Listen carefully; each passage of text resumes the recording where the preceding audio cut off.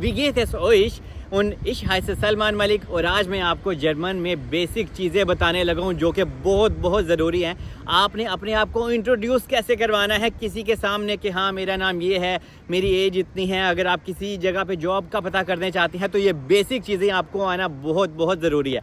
और इसको जर्मन में बोलते हैं सिच फोरस्टेलन, मतलब कि इंट्रोड्यूसिंग योर सेल्फ। और यकीन जाने जर्मन बहुत ही सुपर और बहुत ही यार आसान लैंग्वेज है और ये सुपर इजी है। पता नहीं आप लोगों को क्यों मुश्किल लगती है, तो चलिए आपको बेसिक चीज़ें सिखाता हूँ। अगर आप मेरे चैनल के ऊपर आ ही गए हैं तो इसको सब्सक्राइब भी ज़रूर कर लीजिएगा, क्योंकि मैं यूरोप में आप लोगों के लिए नई चीज़ें भी लेके आता रहता हूँ, इन्फॉर्मेशन प्रोवाइड करता हूँ और जर्मन के आपको बेसिक चीज़ें भी बताता रहता हूँ। जैसा कि मैंने भी A1 किया था, A2 किया था, फिर B1 किया था, फिर B2 किया था, तो यकीन जाने जर्मन लैंग्वेज ईजी है। तो चलिए यहाँ से स्टार्ट करते हैं। लोस गेट्स का क्या मतलब है? Let's go. तो समझ लें आप आज किसी नई जगह पे बैठे हैं, स्कूल वगैरह में या अपनी जॉब के लिए, तो आपने अपने आप को कैसे इंट्रोड्यूस करवाना है। सबसे पहले आपने कहना है इश हाइसे सलमान। जैसे कि मेरा नाम सलमान है तो इश हाइसे सलमान। अगर आपको ये मुश्किल लगता है तो आप ये भी बोल सकते हो इश बिन सलमान, आई एम सलमान। या फिर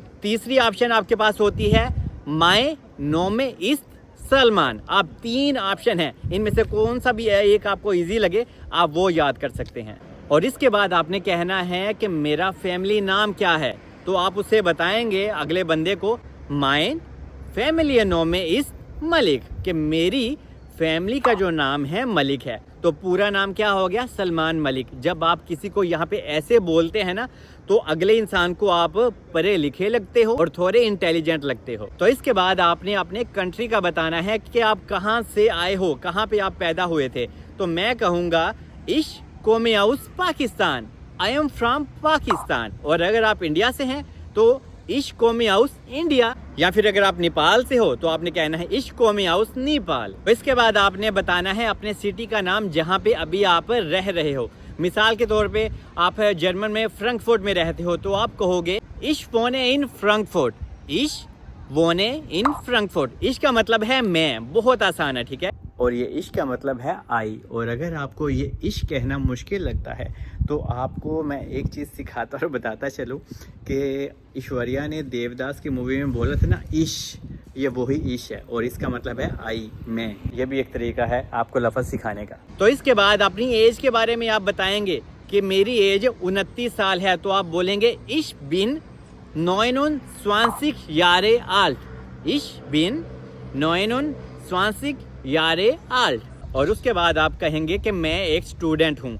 अगर आप एक लड़की हो तो आपने कैसे कहना है, और अगर आप एक लड़का हो तो आपने कैसे कहना है। आपने बोलना है अगर आप एक लड़का हो, बॉय हो मेरी तरह, तो आप बोलेंगे इश बिन स्टूडेंट, इश बिन स्टूडेंट। और अगर आप एक लड़की हो और आप किसी को अपना तारफ़ करवा रही हो तो आपने बोलना है इश बिन स्टूडेंटिन, ठीक है। इसके बाद आपने बताना है कि आपको हिंदी आती है, आपको उर्दू आती है, इंग्लिश आती है, नेपाली आती है और डोइच भी आती है। तो ये आप कैसे कहेंगे, कैसे बताएंगे? आप बोलेंगे इश स्प्राche डोइच, इंग्लिश, हिंदी और उर्दू। और अगर आपको नेपाली भी आती है तो नेपाली भी आप उसको बता सकते हैं। और अगर आपने कहना है कि हाँ भाई मैं अभी सिंगल हूँ तो आप कैसे कहेंगे इश बिन लेडिक, इश बिन लेडिक। ये मैं आपकी हेल्प के लिए ऊपर लिख भी रहा हूँ। तो देखें ये बहुत आसान था, सुपर इजी है। तो ये वो बेसिक चीज़ें थी जो हर एक इंसान को जानना और आना बहुत ज़रूरी है अगर आपने जर्मन में आने का प्लान बना रखा है या अगर आप पहले से यहाँ पे रहते हो।